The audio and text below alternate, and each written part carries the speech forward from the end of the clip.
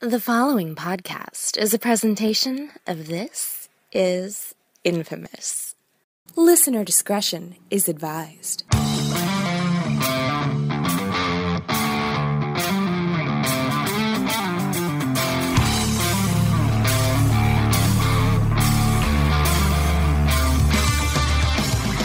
Welcome to Just the Worst Wrestling Podcast, episode number 35, to be perfectly precise. I'm your host, as always, Billy Donnelly, who you can find at JoeBlow.com. This is Infamous, and right here at Just the Worst Podcast. And as the show title tells you, we talk wrestling week in and week out, breaking down and putting into context everything that's going on in the world of professional wrestling / sports entertainment. And this week is no different, as all of the sites of the professional wrestling world get set on Extreme Rules, the WWE pay-per-view that is coming later on this month in a matter of just a couple of weeks. So we're going to talk about Raw this week and how that feeds into the storylines being told towards Extreme Rules. Also, in just a little bit, going to talk about some WWE releases that were made this week, a number of talents being future endeavored. So we'll break down where they sort of went right or wrong with the talents that they have now ultimately chosen not to continue forward with. Also going to talk a little bit of Evolve. Evolve very rarely gets time on this show, but some interesting happenings in Evolve over the weekend that we're going to discuss as well. But what I want to do this week is kick off the show talking about Ryback, who I'm pretty sure when you started downloading or streaming or listening to this particular show, never in your wildest dreams would you have believed that I would have been open the show wanting to talk in depth about Ryback. But here I am, ready to do it. And for good reason, I believe. Last week on Monday Night Raw, Ryback was nowhere to be seen, and this was coming off of what I thought was probably the best Ryback match I had ever seen throughout his entire time in the WWE, challenging Kalisto for the United States Championship on the pre-show of Payback.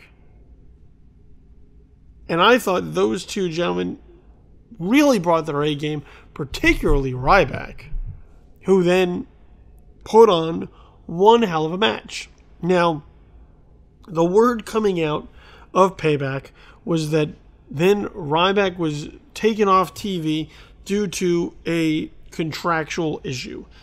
Essentially, Ryback's contract is up over the course of the summer. He's been in negotiations with the WWE for some time in order to try and see whether or not they're going to re-up, whether or not they can come to terms with one another. And with that uncertainty still in the air, the mutual decision was made to have Ryback go home, stay off of TV, and see whether or not a deal could be hammered out. So there's been a lot of sort of scuttlebutt online going on, always online, of course, but going on in recent days concerning what the nature of the hang-up is. Is it money? Is it push? Is it merch? Like, what is it that is holding up two sides that have done all right by each other? So, in the past couple of days, while sort of the speculation has run rampant, Ryback himself has taken to Tumblr to release a pretty lengthy statement regarding the reasons for him going home. So, I don't want to read all of it because it is pretty lengthy. But I will read some excerpts from it because I think they make some interesting points, and then from there we can sort of get into the discussion about who is on the right side of this and who's not. If you do want to read it in its entirety, you can find it at The Big Guy Ryback 22 on Tumblr. So essentially tumblr.com/The Big Guy Ryback 22. Just all one word altogether. And you'll be able to read it in its entirety. But he does start by saying he requested to be taken off until they can come to terms on a new deal, or whether or not they could come to terms on a new deal. And that really, it isn't necessarily about money, although it really kind of is, but more the way that wrestlers are shown appreciation for their efforts, and most of that appreciation then translating into dollars. So this is Ryback's point, is that wrestling is predetermined, and this is all quoted. Wrestling is predetermined. We as performers know before we go out to that ring or perform a backstage scene who is winning and losing, etc., or have a general idea of what we are going to say. It blows my mind how in a sport which is predetermined from a company standpoint, winners are paid so much more than the losers. Every single person who works for WWE from top to bottom is absolutely just as valuable as the next. The winners cannot win unless the losers go out there and agree to lose to them. It blows my mind that in this day and age, though, we still adhere to this formula. Then let me just go ahead and skip ahead a little bit. Why is it a guy who is told he is going to go ahead and lose and does everything he is told be paid not only less, but much less than said winner over a period of time? Every single performer for WWE sacrifices the same amount of time from home and their families, and every single man or woman goes out and does what they are told.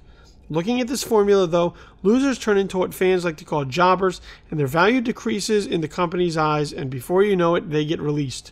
For what? For doing exactly as they are told. Why not pay the talent equally? The winners have more merch as it is, or are supposed to anyways, so they get that extra perk. But why make the guy who is told to and agrees to lose earn less and sacrifice spots in big pay-per-view matchups, etc.? That is one of the major problems with wrestling and WWE today. Most guys take great satisfaction in helping making other talent. The bitching and the moaning we always hear about stems from the fact they know they are ultimately over time going to make less and live in fear of being released. Let me skip ahead just a little bit. Personally, seeing my money go down over the years, though, even though I was working as much as ever and being denied magazine covers and other projects, as well as watching my role diminish, no matter what I did or how hard I tried, takes a toll on a human being. Being told no matter how hard I work or how good I get doesn't always pay off is something I fucking refuse to ever believe in my life. That's really the gist of it. Let me give you one more. There's nothing I cannot do, and I know no matter what comes of the situation, I'm going to be just fine. It isn't solely about money, it is about commitment. Commitment to a guy who fucking cares and who loves this more than anything in the world and wants to know that his passion, his efforts, and his determination to constantly improve is going to be recognized and taken care of. So there you have it from Ryback as far as his point of view and really what the snag is in talks with the WWE on coming to terms with a new contract. Now, when I read Ryback's words, I really thought about it. And that's what you really need to do. You can't just look at it and go, oh, well, it's Ryback. You know, Ryback is what he is, and Ryback can't wrestle, and what. We already just talked about how Ryback put on one hell of a match with Kalisto, probably his best effort to this date.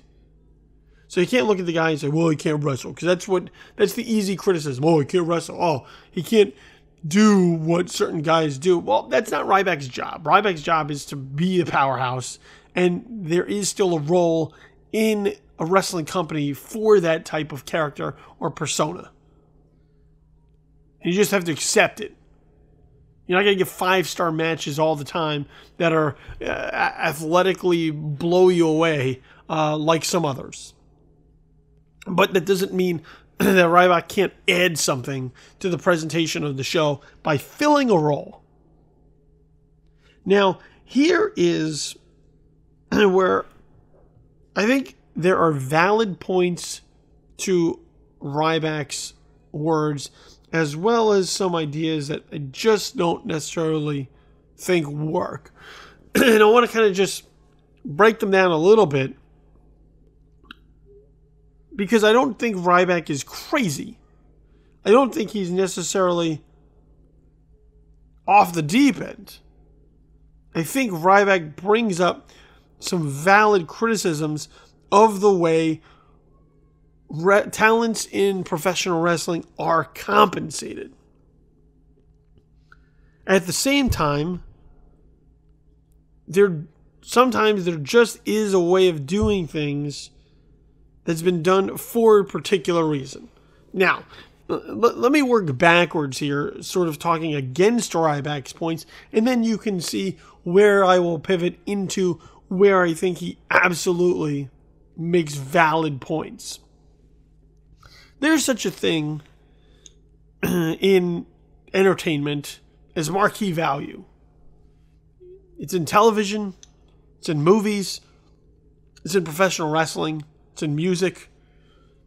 It's in every facet of it. There's marquee value. What marquee value essentially says is that the name on the marquee matters. Whether it's a movie, whether it's an actor, an actress, quote unquote, a movie star, a band, a wrestler, a sports entertainer, a WWE superstar, whatever you want to call them, there's marquee value. There are certain names that right upon seeing them will draw your interest into the product they're trying to sell. So, for example, let me use movies as a perfect example. When Tom Cruise's name is above the title for a movie, it's pretty likely that a great number of people will go out of their way to see that movie specifically because it stars Tom Cruise. Tom Cruise's name has become a brand unto itself over many years. And because of his track record at the box office, which generally means that he has provided entertainment value to the audience, to the viewer, to someone willing to buy a ticket at their neighborhood movie theater, that will continue to the next film. Because when you have seen a Tom Cruise movie in the past, you have been satisfied with what you've seen. And as a result, you're willing to go back. You're willing to go back and see another Tom Cruise movie, and another Tom Cruise movie, and another Tom Cruise movie, and another Tom Cruise movie, and another Tom Cruise movie, because you feel as if you're getting your money's worth when he shows up in a movie. It's a confidence in the brand that you're being sold. Will Smith is another great example. When Will Smith is in a movie, people go out of their way to see it. Why? Because Will Smith has created marquee value for himself. And how does that happen? By doing successful movies, one after another, after another, after another. There are a number of what we call box office draws. And they're called that because they draw people to the box office. Even if you just look at sports, the New York Yankees are a box office draw. The Dallas Cowboys are a box office draw. LeBron James, Michael Jordan were box office draws. Conor McGregor in the UFC, a box office draw. Ronda Rousey, a box office draw. Mike Tyson was a box office draw. Floyd Mayweather, a box office draw. Why? Because when their name is out there, that they are going to produce some sort of content for you to consume, you as a viewer, are more likely to dole out your money to see that because of what they have done for you in the past. Now, the WWE tries to build box office draws. Are they always successful? No. But they've done them in the past. Hulk Hogan was a box office draw. Stone Cold Steve Austin was a box office draw. The Rock. John Cena. Those are names that when they have been at the top of the card have helped draw money for the company. And that's really what it winds up coming down to, is who is drawing money for the company? What actors can open a film? What actors can open a TV show? What band makes you want to come out and see a concert? What sports team, when they come to town, makes you want to buy a ticket? And in professional wrestling, what wrestler makes you want to fork over your money to get a seat? Now, where I think there's some validity to Ryback's cause is that this is all predetermined. Wrestling is a work. And so the creative forces within the company and the company itself have a great deal of input into who those superstars, those box office draws, may turn out to be. Now, if you look at professional sports on another level, talking about Major League Baseball or the NFL or the NBA or NHL or professional boxing or the UFC, the talents that rise to the top of the food chain are those who are able to perform on a higher level than everyone else. And sometimes who are able to put on a good show and are entertaining in doing so. But in those situations, the best is usually just the best. It's the guy or the team who scores the most points or wins the most games or captures the most championships. But they're doing it on the level where their skill set is determining winners and losers. The World Series isn't scripted. They play a best-of-7 series to find out who the champion is. The Stanley Cup isn't awarded based off what makes the most compelling storyline choices. Now, as far as an actor is concerned, to open a film, typically you look at box office success in the past to project where a movie might be in the future, but at the same time, sometimes when you're looking at a film like particularly a Marvel film, the brand itself is what's selling the movie. Like an Iron Man or a Captain America or a Thor. And that, I think, is typically what happens in the WWE. The difference here is that those roles are cast with screen tests and auditions and so on and so forth. So there may be dozens or hundreds or thousands of people, depending on how widespread the search for the role is, who at least have the opportunity to put their best work forward and audition for the role and try to nab that spot. And then from there, if the film is good or the film is entertaining or people like it, that will sort of build the marquee value of that star who's attached to the successful film. Wrestling doesn't have that sort of structure.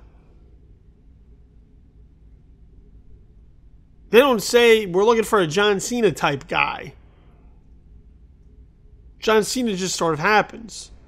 So they don't line up all the talent in the back and say, this is the personality that we're looking for. Everybody audition for it. They choose their winners and their losers based off of how the crowd reacts. But at the same time, the crowd very much reacts based off of how certain talents are presented. So, a guy like Ryback, theoretically and hypothetically, could rise to the level of a John Cena if the company viewed Ryback as the type of persona to get behind. Even just as an experiment, I would venture to believe that if the WWE decided that Ryback was going to be their guy, and once again, this is what it all comes down to, is the company saying, well, this guy's a winner and this guy's a loser. If the company decided, hey, Ryback is the guy, if they wanted to make that happen, it would happen. Because they would book him in that way to achieve those heights. They would book him to look strong. They'd book him in feuds that make him sympathetic to the viewer. Give the fans a reason to rally behind him. They could do that. They could do that for anyone on the roster. Sin Cara could be a fucking star worldwide if they wanted him to be. But what it ultimately winds up coming down to is positioning them to be in that spot. And the creative decisions made backstage that ultimately are put to the test in front of the WWE Universe. So, to that respect, I think that Ryback makes a very valid point, which is you can choose, you're choosing whoever you want.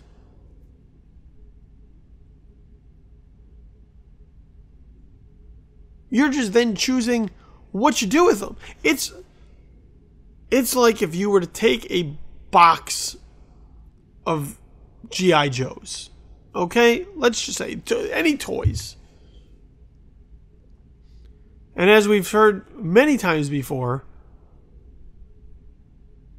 WWE Superstars have sort of been referred to as Vince McMahon's box of toys. He gets them out, he gets the ones that he likes, he plays with them however he wants, and so on and so forth. Now, if you were to take out a box of toys, and of course you're going to have your favorites, there's just ones that you like more. It's just a fact of life.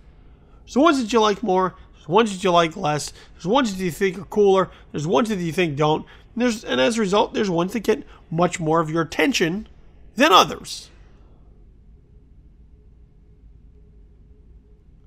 But by Ryback's logic, even though there is clearly a gap between those that you favor and those that you don't, that doesn't mean when it's time to put the toys away, you kick the ones that you don't like outside to live in the dirt, and the others get the prime spot on the shelf. Even though that sometimes happens. Sometimes there's the one you want to take in the car and play with. There's the one you maybe want to put up on your desk. There's the ones you want to sleep with. I'm going to bed. Can I sleep with this one? So I think to an extent that does exist, but not by and large. And this is people's livelihoods we're talking about. So those who are positioned to be more popular have things that go with that mean more money. More t-shirts, more hats, more foam fingers, more light up medallions, more action figures, more posters, more appearances. But let's not forget how they got there is by working programs with people who put them over. Now, I'm not in favor necessarily of a communist pay structure where everyone is paid exactly the same based off of their contributions, because once again, we're going back to marquee value. Certain guys are just going to, or women, are just going to do it for the audience more than others. I believe that is just the way it is. I think more of an effort could be made to building other people, or if others got those same opportunities or similar opportunities, that maybe they could have the most made of it. Tyler Breeze, who knows, could be a star. Not the way he's booked now, but is that his fault? No, because he's just doing what he's told. So that's the real dilemma in the Ryback scenario here, is how do you strike that balance? I mean, the obvious thing would be just creatively get better. So you have a wealth of talent across your roster that all looks really good, that all presents value for the viewer. But we know that can't necessarily be totally the case. I just believe then that the talent you aren't necessarily pushing to the top should be fairly compensated for their contribution to the equation. And this goes back to sort of the WrestleMania question that the late Rowdy Piper had presented, which is that Hulk Hogan gets a ton of credit for being the big box office draw at the very first WrestleMania. People were out there to see WrestleMania with Hulk Hogan in the main event. But were they? Or were they out there to see Roddy Piper get his ass kicked in the main event at WrestleMania? And it just so happened that Hulk Hogan drew that lot and was able to reap the benefits of it. It's a real interesting question to ponder. And once again, I think Ryback makes some really valid and interesting points to where he stands in this matter. I just don't necessarily know that the WWE has a similar mindset or sees it that way. They see certain talents that have an incredible amount of talent, of charisma, of skill, whatever, that benefit the company overall, and others they just don't see it with, even though those same talents could be given the opportunity to really make the most of their spots in the company. Goes back to the Paul Heyman days of booking ECW. Play up the strengths and hide the weaknesses. And unfortunately, I don't think the WWE does enough to play up the strengths of everyone. And too often, the weaknesses are put on display. And I think that creates a situation like this. So, look, I think Ryback is a good dude. I've met him before. I've had conversations with him. A really intelligent guy. And I would like to see what he could really do in the WWE if given a shot.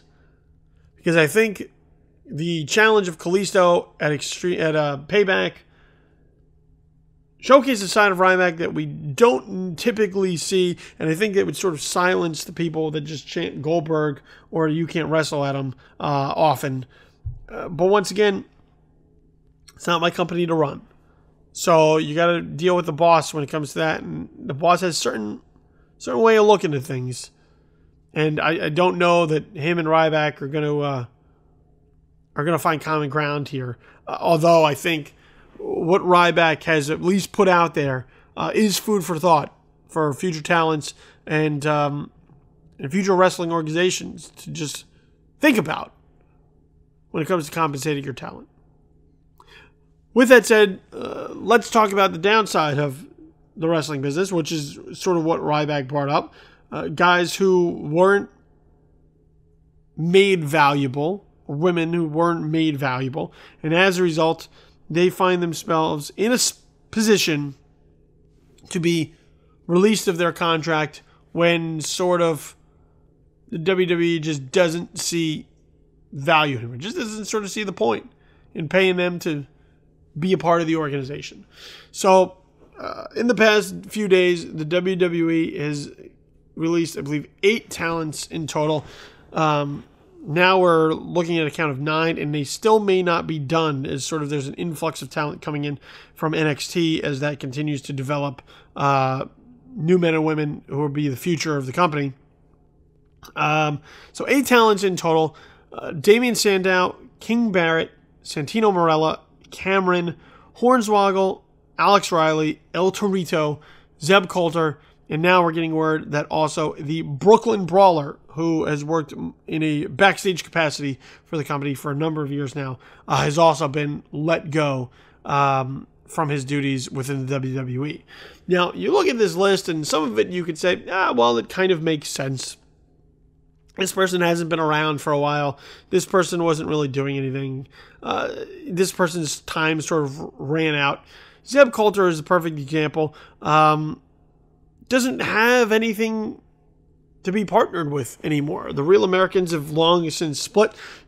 We got word a few weeks back that Jack Swagger appeared to be leaving the company, so there's no one there for him to pair up with as the Real Americans tag team and angle sort of ran its course.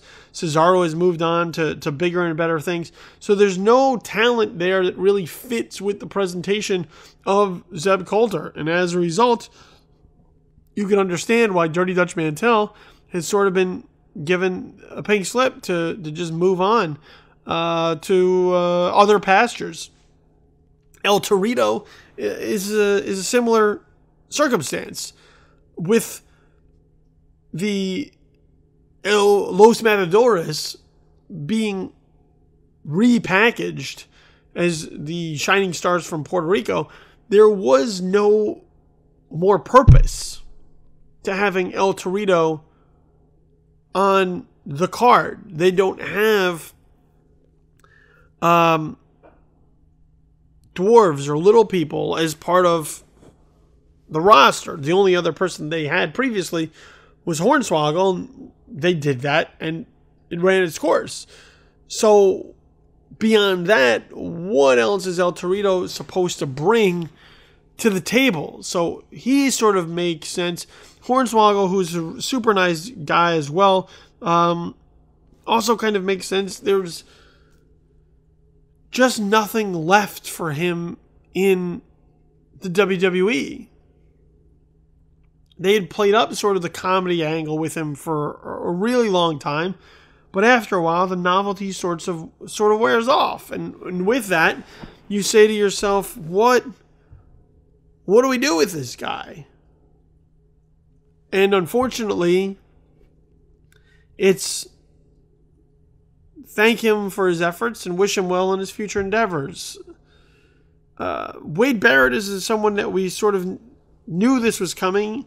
Word had gone around in recent months that he wouldn't be renewing his contract when it expired this summer. That was also one of the reasons why he was sort of cast out of the League of Nations.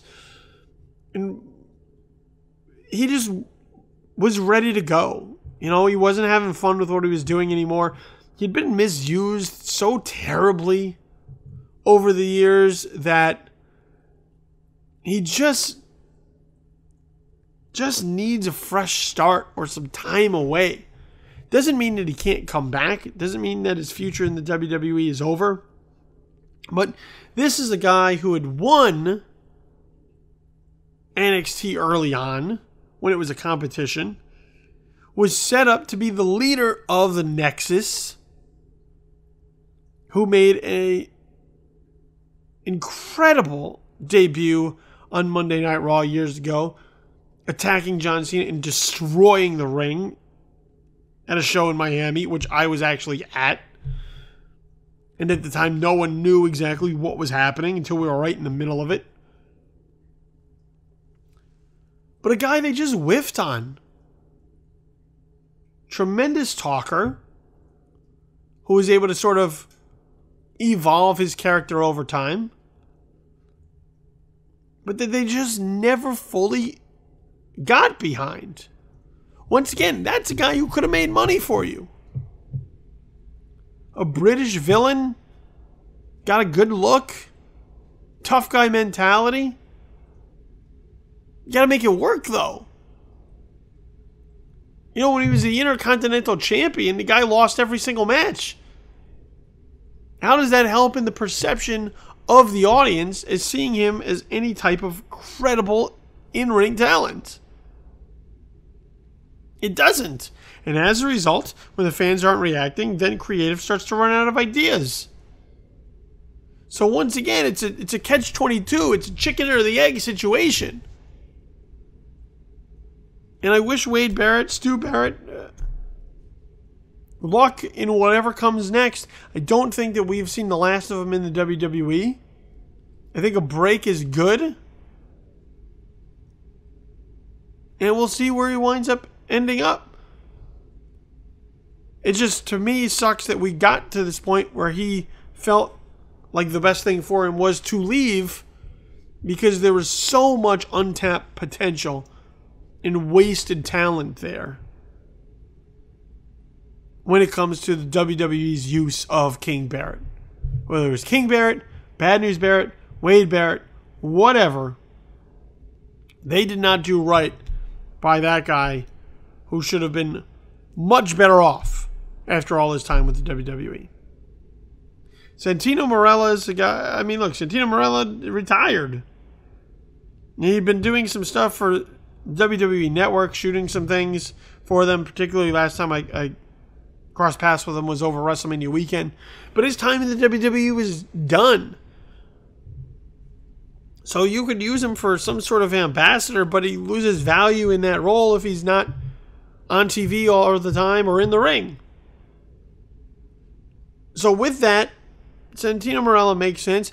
Cameron, I think, had also sort of come to terms with the WWE that maybe it was best to split ways. After the Funkadactyls split, had a feud with Naomi that went somewhere for a little while, and then they just sort of pulled the plug on it, and she was left out in the middle of nowhere. I think Cameron could have been a really tremendous heel if they would have given her that ball and continued to work with her as far as her in-ring wrestling is concerned. I know they sent her down to NXT for a while. She also was never really able to recover from sort of the incorrect pin that the IWC, the wrestling fanboys, could never let go of. And she has her own thing. You know, she's working on her music. Been working on this anti-bullying campaign for a while. Cameron doesn't need the WWE. WWE helped put her on the map to be able to do certain things, and now I think she's doing them. But especially with the way that the women's division has gone, which is now in-ring action is a major part of it. I just don't know that Cameron was right for the future of that division, and it probably was best if they split ways. Now, Alex Riley is an interesting guy, because this is a guy that they were super high on for a long time. Remember, this is a guy who was there with The Miz as sort of his personal assistant, but also was getting plenty of time in the ring. And looked to really be ascending at one point in his career. And then, as the rumors persist, something transpired with John Cena, and that just put him in the doghouse from here on out.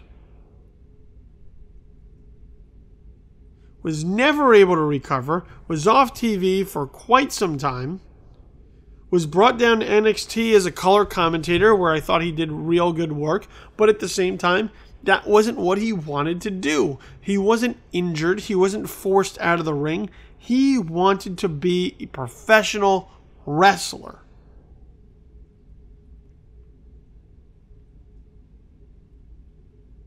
Recovered from surgery on an injury that he had suffered, came back with this sort of rage Alex Riley character that just never quite caught on in NXT, and by then it just looked like he was out of chances. But Alex Riley is a guy that they blew. I mean, they blew it on Alex Riley. Big time.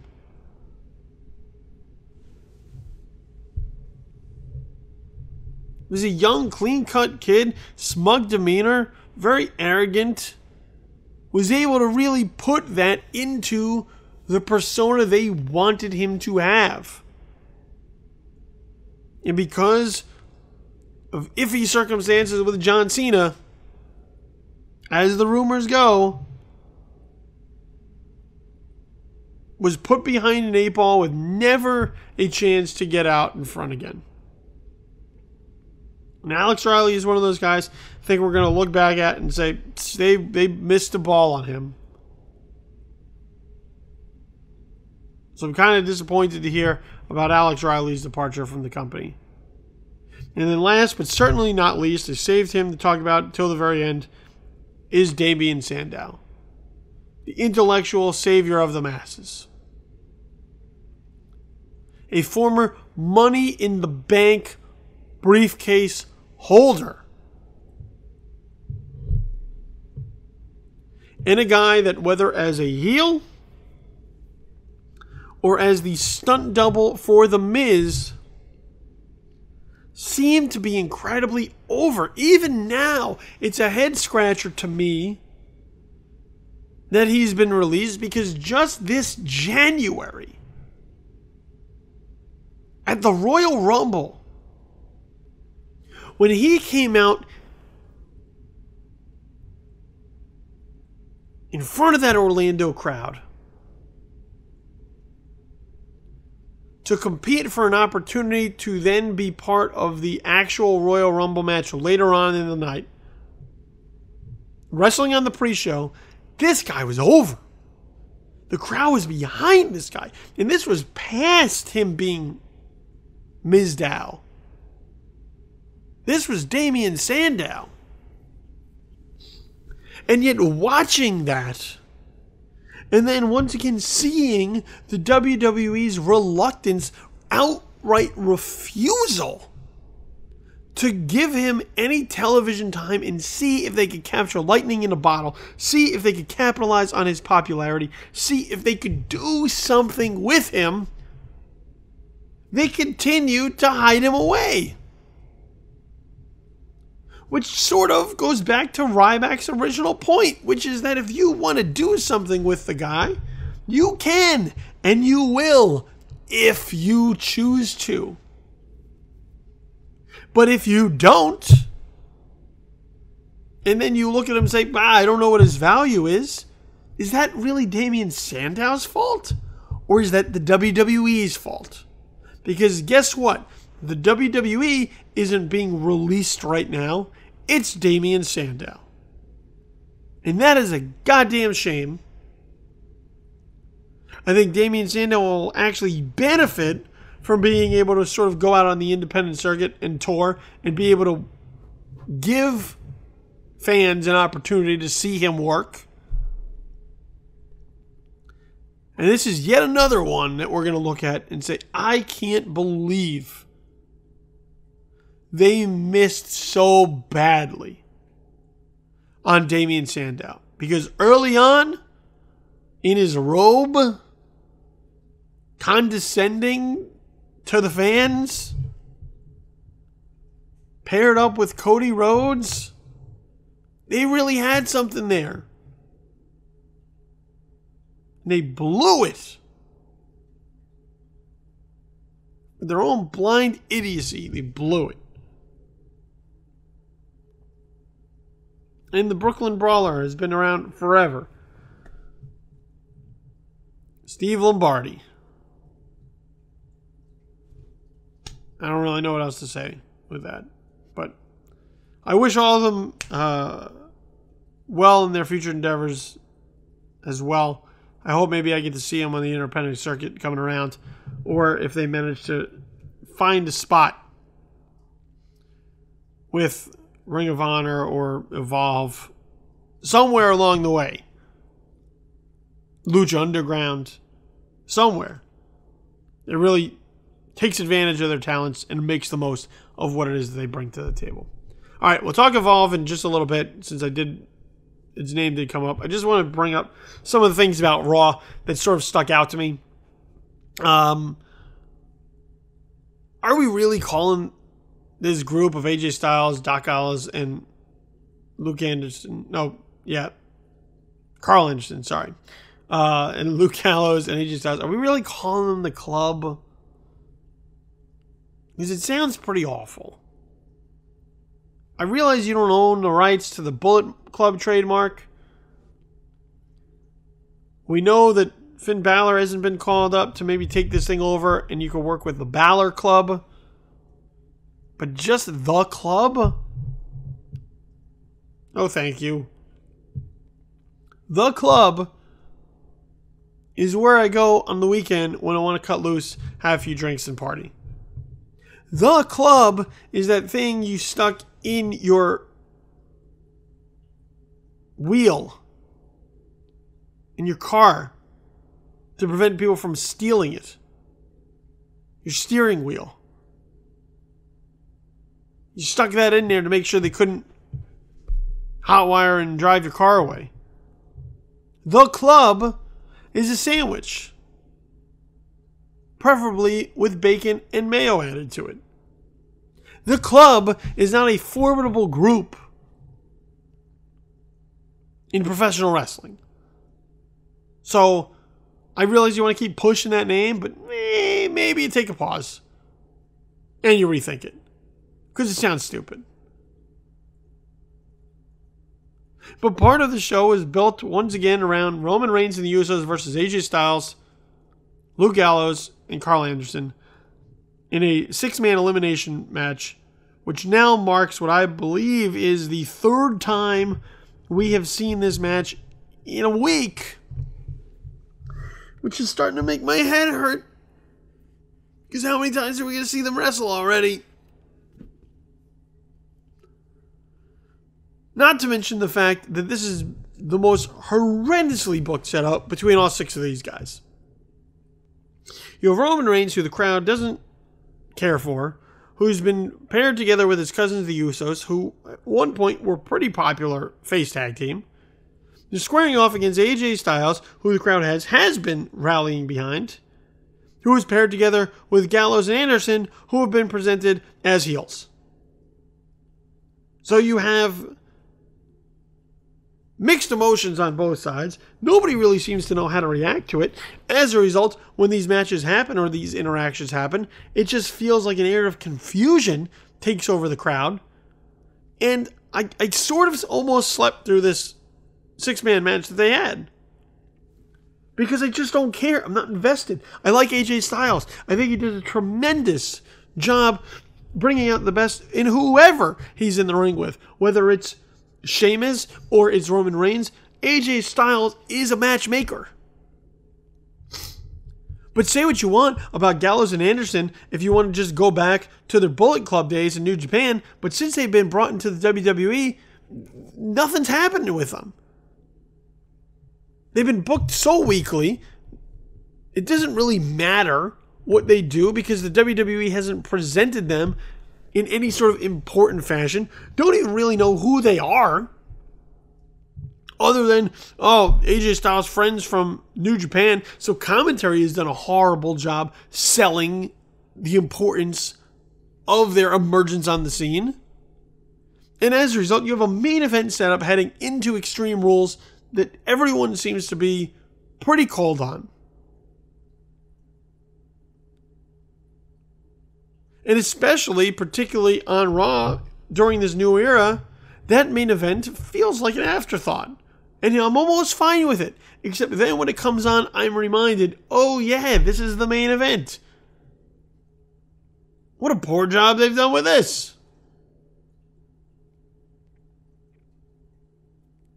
So that was just sort of what stood out with me about this Reigns Styles build, is that it's been done so horribly, and it's reflected in the way that the crowd reacts to it.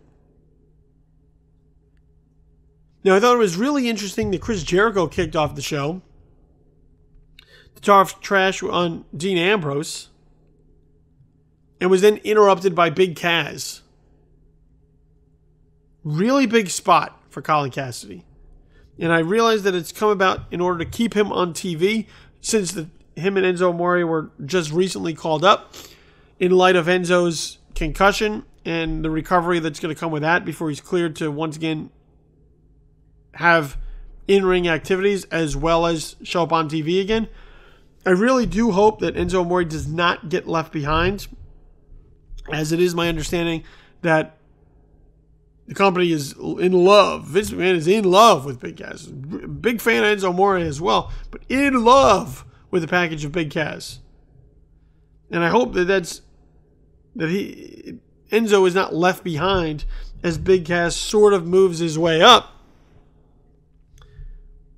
Because I think there's great things for them to achieve as a tag team within the WWE. But Big Cass getting a big spot with a confrontation with Chris Jericho and then being positioned for a main event match. And I'm not even talking about like at one of the top of the hour matches. No. Big Cass was scheduled for a match with Chris Jericho that was going to close out Monday Night Raw. That's a huge deal. So the new era is upon us. And we'll see how that continues to build. We got a Paige sighting in a match with Charlotte. A very good match. Once again, shows why Paige should be on TV regularly and why more than one women's wrestling segment is needed, because you can't just have 2 women featured over 3 hours when you have so much talent. So I thought that was very nice to have Paige involved there. Granted, distraction roll-up in the match taints it otherwise, because I hate roll-up finishes. But before that, Paige and Charlotte, very, very good. And the crowd was really into it much more than they seemed to be with the entire Natalya storyline with Charlotte. So maybe think about that and figure out a way to get Paige back into the regular mix, because I think she brings a lot to where the women's division is moving, with once again a focus on in-ring matches as opposed to them just sort of being eye candy on the roster. Baron Corbin versus Dolph Ziggler. Got to keep working on the build for Baron Corbin, so it's great that he gets TV time. Eventually, Dolph Ziggler was going to lose this one necessarily in order to keep propelling Baron Corbin towards the future. So I thought that was a nice spot for them to have. Really good match between Sami Zayn and The Miz, with a spot in the Extreme Rules Fatal 4-Way match at stake. The match had previously been set up as a triple threat between The Miz, Cesaro, and Kevin Owens. But Sami Zayn was put in a position that if he beat The Miz, he would get a spot as well, turning the triple threat into a Fatal 4-Way. Really good match. Told a solid story. There was a purpose to the match existing on the card. So for that, it kind of checks off a number of boxes on my checklist for match that interests me in watching on Monday Night Raw. Not a fan of sacrificing my Intercontinental Championship in a non-title match on a Raw show like this. I think somebody else maybe could have done that. Have somebody else competing, maybe a Zack Ryder, as they brought up earlier, to get that fourth spot. So I think that's the one drawback. But Sami Zayn and The Miz couldn't really go wrong with it. I think both guys did a pretty solid job. Kind of surprised a little bit by the call-up of Dana Brooke to the main roster. Becky Lynch, in a backstage segment, was confronted by Emma, given their issues in previous weeks, and then was attacked from behind by Dana Brooke. I think Dana Brooke sort of hit a ceiling down in NXT as they started to transition to a new generation of talent down there, and as a result, the only place for her to go is up to Raw and SmackDown. I also think that the call-up of Dana Brooke is beneficial to Emma, because I think Emma by herself just sort of lacks something, even though I think Evil Emma is a fantastic personality. But I think pairing them up, Emma and Dana Brooke, with Dana Brooke sort of being the bombastic talker of the pairing, I think that can only stand to benefit both of them as sort of this group, especially with injuries seeming to put Team Bad on the sideline. But there's much more nefarious motives behind everything that Dana Brooke and Emma do than what we had with Naomi and Tamina. So for that, I'm looking forward to seeing what we get with Dana Brooke and Emma paired up back up again on the main roster, taking what worked in NXT and moving it up to the main roster. Now it's just a matter of introducing Dana Brooke, getting people to understand who she is and why this pair should be worried about on a number of levels than just here's somebody that happened to show up. Now we got to figure out who she is. Kevin Owens and Zack Ryder had a pretty good match that furthered the issues between Kevin Owens and Shane McMahon that I'm dying to see come to a head. We also have Rusev destroy Sin Cara on the way to Kalisto Challenge. Oh, no, wait. No, that didn't happen. Kalisto interfered and Sin Cara somehow got a win over Rusev, who's supposed to be the challenger for the U.S. title at Extreme Rules. How this helps build your challenger, I don't know. Especially since Rusev has been on the downslope for too long. You need to get him back headed in an upward trajectory. I don't know that a loss to Sin Cara does that. At that point, have Sin Cara be laid waste to by Rusev and position Rusev as a guy who is a real threat to Kalisto at Extreme Rules, and then you got something. But having Rusev, once again, lose by distraction roll-up, doesn't do it for me. The Vaudevillains got some TV time, even though it came just in an attack.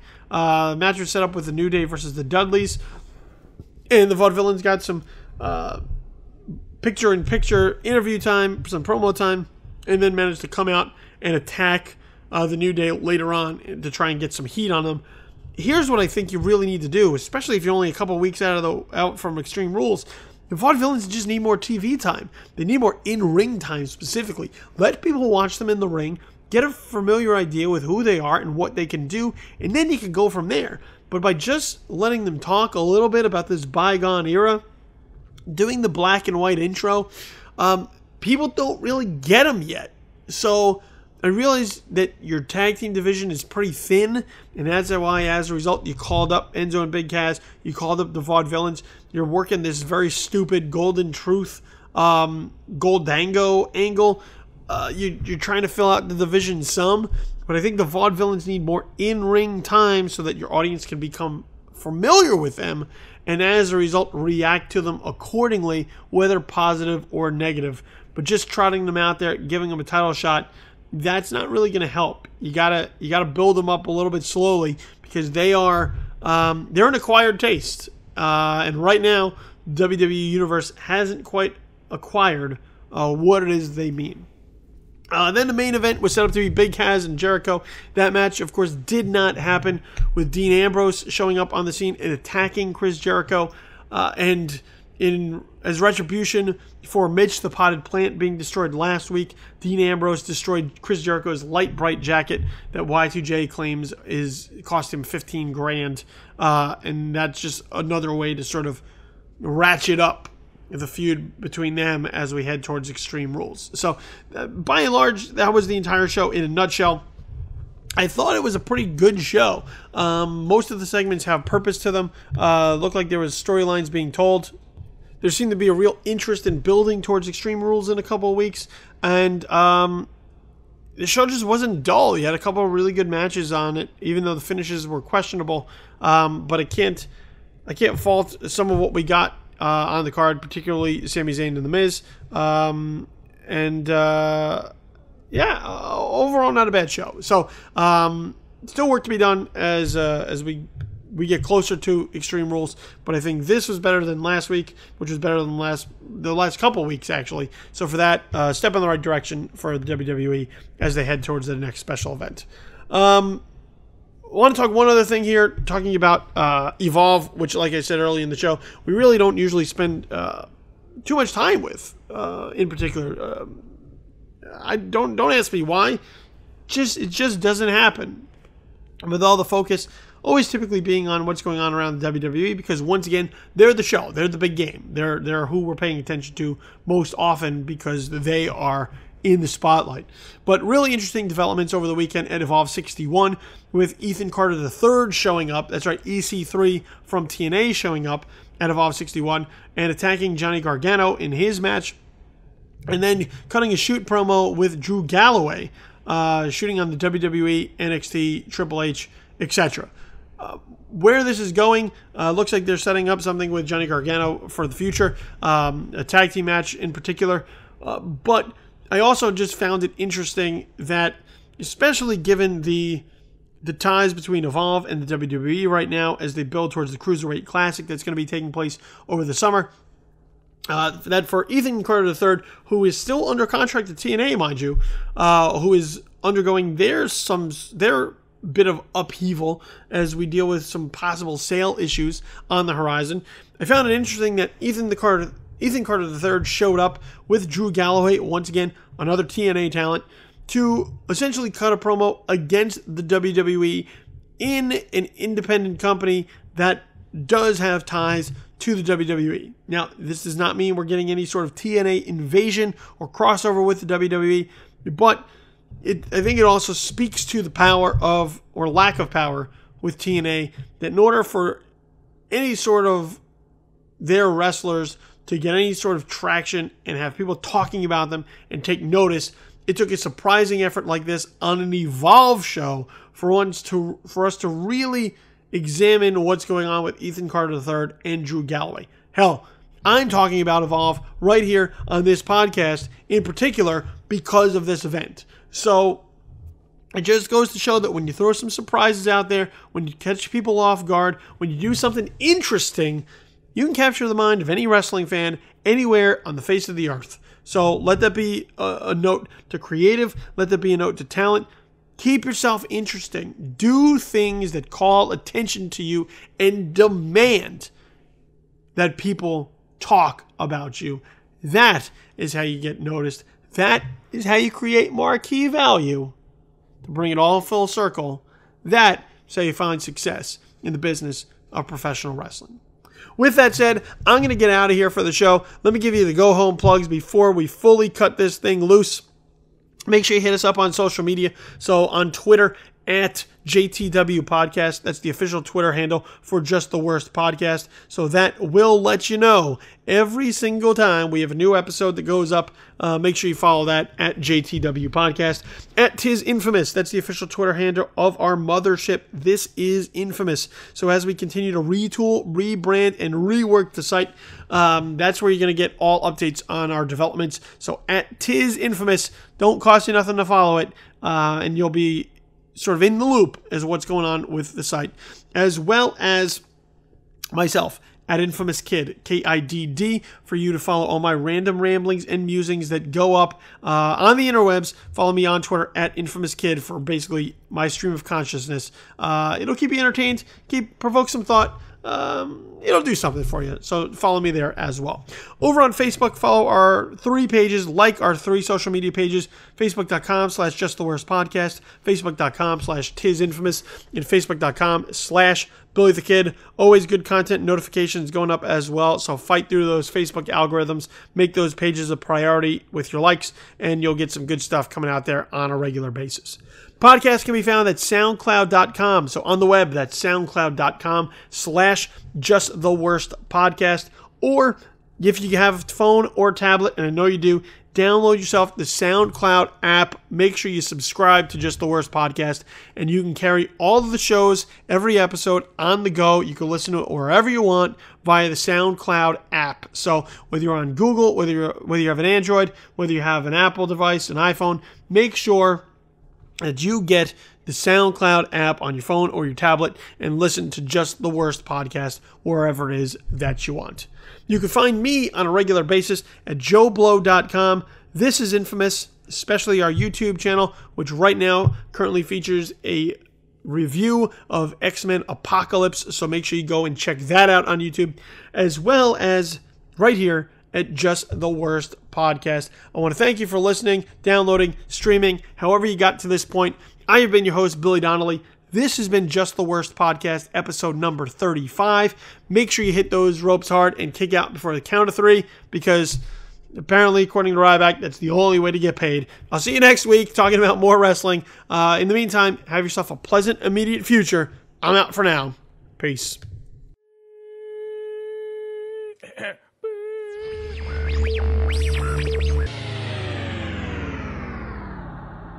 Just the Worst Wrestling Podcast, episode number 35, has been a presentation of Just the Worst Podcast Media and